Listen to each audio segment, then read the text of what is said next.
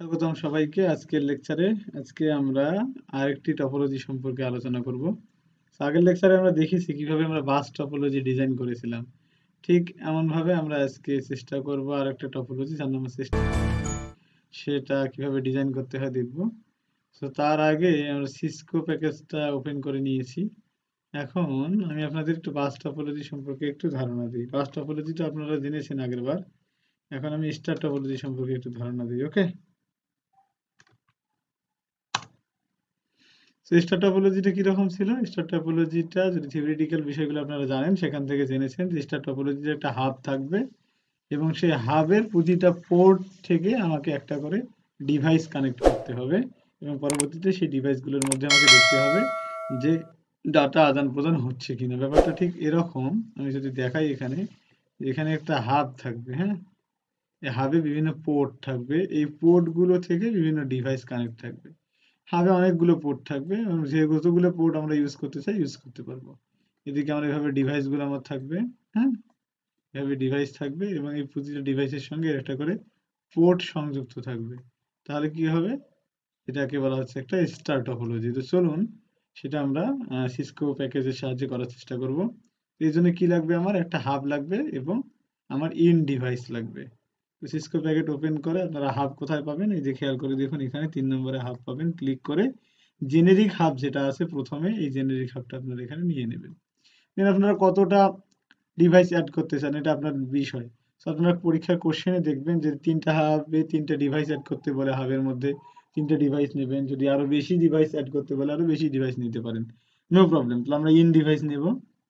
কি নেব? Generic computer. আমি 3টা ডিভাইস দিয়ে বানানো ট্রাই করে দেখাচ্ছি আপনাদের। 1টা, 2টা এবং 3টা ডিভাইস অলরেডি আমি নিয়েছি। নিয়ে এর মধ্যে আমি কি করব? এখন কানেকশন দিয়ে দিব।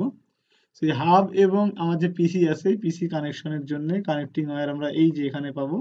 এখানে গিয়ে যে এই যে কালোটা আছে এটা হচ্ছে কপার স্ট্রেট থ্রোট কেবল যে আছে এই কেবলটা দিয়ে কানেক্ট দিতে হবে। ওকে, আমরা ক্লিক করে এর মধ্যে ক্লিক করব। এর পোর্ট 0 সঙ্গে এর কি করব? ফাস্ট ইথারনেট কানেক্ট করব।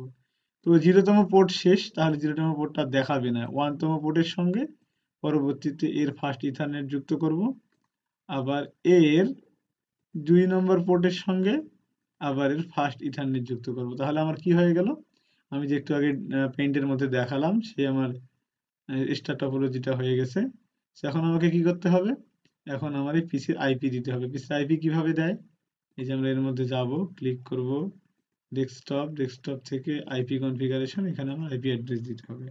সো 192.168.10.1 আমরা প্রথম আইপিটা দিয়ে দিয়েছি এবং বারবার বলছি আমি যে আমাকে সাবনেট মাস্ক দিতে হবে না, অটোমেটিক সাবনেট মাস্ক নিয়ে নেবে। ওকে, এবং এরপরে আমাকে ক্লিক করতে হবে না কোথাও, জাস্ট এটা কেটে দিলেই হয়ে যাবে। তো দ্বিতীয়টার ক্ষেত্রে আমি সেম ভাবে আইপি অ্যাড্রেসটা এখানে প্রথমে আইপি অ্যাড্রেসের জায়গায় দিয়ে দিব।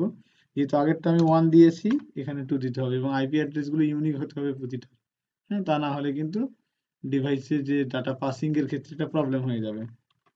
এবং আমরা এখানে দিলাম 3 নম্বর। তাহলে 3টার আমার ভিন্ন ভিন্ন আইপি দেওয়া হয়ে গেছে।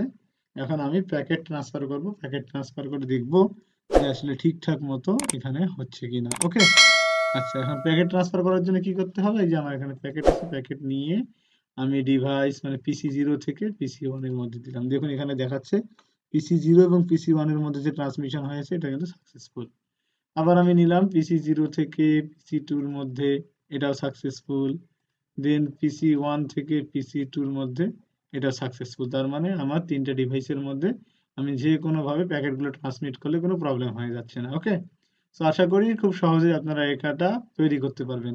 ইচ্ছে করলে এর সঙ্গে আরো অনেকগুলো ডিভাইস আপনারা কানেক্ট করতে পারবেন। সো আপনাদের যেটা রিকোয়ারমেন্ট থাকবে সেটা ফুলফিল করার জন্য যতগুলো ডিভাইস দরকার সেগুলো আপনারা অ্যাড করতে পারেন। ওকে, তো আশা করি প্রবলেম হওয়ার কথা না। বেশি বেশি প্র্যাকটিস করতে থাকুন। এই বিষয়গুলো দেখার সঙ্গে সঙ্গে প্র্যাকটিস করবেন এবং কোনটা কেবল ব্যবহার হচ্ছে কোন ক্ষেত্রে সে বিষয়টা ভালোভাবে দেখে রাখবেন। আশা করি এগুলো ডিজাইন এবং সিমুলেশনে কোনো প্রবলেম হবে না। দেখা হবে পরের লেকচারে, সেখানে আমরা আরেকটা টপোলজি ডিজাইন করব এবং আপনাকে দেখার চেষ্টা করব। ধন্যবাদ সবাইকে।